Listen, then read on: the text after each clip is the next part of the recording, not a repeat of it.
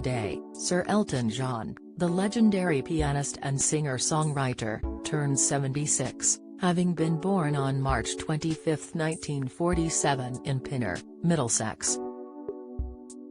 His legacy places him among a list of incredible names as one of the music industry's biggest stars, with his work revered as both critically and commercially successful. Throughout his life, the star forged a number of friendships, including with Diana, Princess of Wales, and her two sons, Prince William and Prince Harry. In 1997, after news emerged that Diana had been killed in a tragic car accident in Paris, Sir Elton joined millions across the world in mourning the loss of the woman dubbed the People's Princess. Her funeral was held on September 6 and was televised around the world. The event was watched by more than 32 million people in Britain, becoming the most watched event in TV history. Around 2 billion watched elsewhere. Sir Elton, who had grown close to Diana, regularly attending events together after meeting in the 80s, was expected to attend the funeral as a mourner. However, he was unaware of just how pivotal his role would become. The singer was invited to perform at the event and decided to perform a rendition of his hit Candle in the Wind, which had originally been penned as a love song for Marilyn Monroe.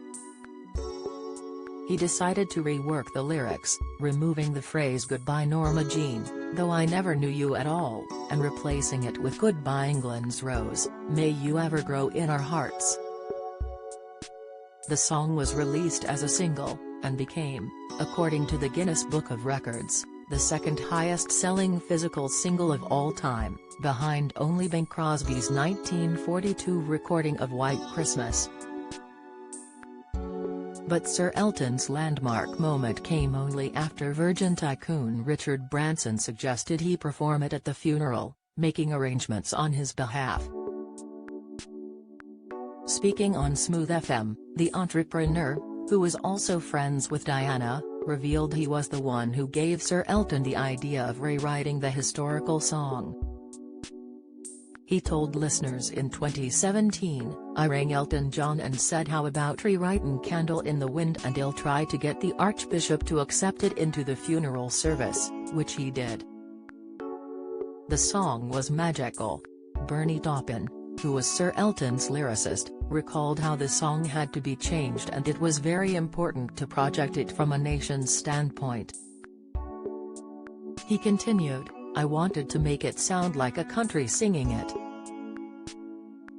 From the first couple of lines I wrote, which began Goodbye England's Rose, the rest sort of fell into place." Harry detailed his experience of Diana's funeral, when he was just 12 years old, and the eyes of the world on him in his recent memoir, Spare.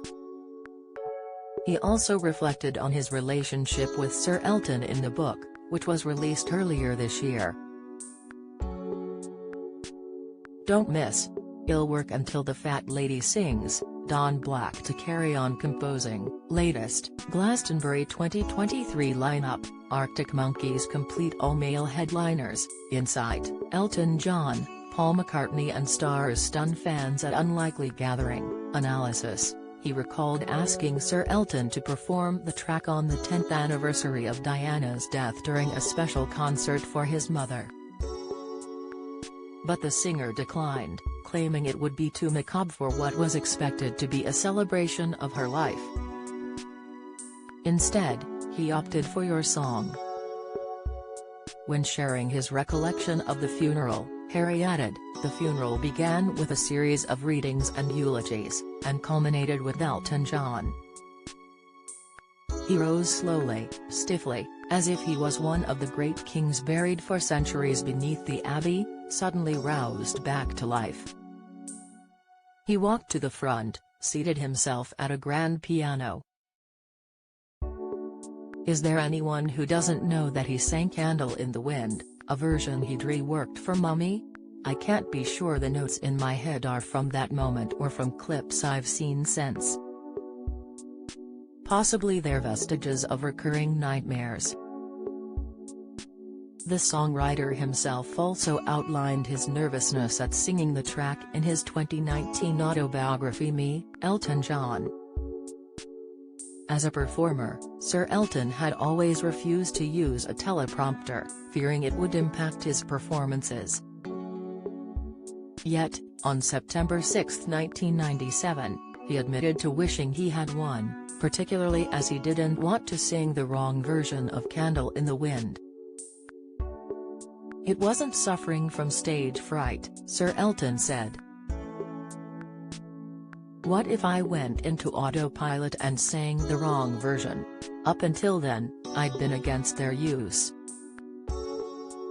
Partly because it seemed antithetical to rock and roll's spontaneous spirit. I'm pretty sure Little Richard wasn't reading off an autocue when he recorded Long Tall Sally, and partly because I just thought, come on, do your job properly. Eventually, he gave in and had a teleprompter just in case. He continued, I'd performed Candle in the Wind hundreds of times. It wasn't beyond the realms of possibility that I might lose myself in the performance, forget about the teleprompter and start singing the original lyrics. Reflecting more generally on how Diana's sons were treated in the aftermath of Diana's death, Sir Elton was incensed at what he claimed was the absolutely inhuman reception they were given by those in their immediate family. He added, they were forced to walk through the streets of London behind their mother's coffin, told to show no emotion and look straight ahead. It was a horrendous way to treat two kids who just lost their mum.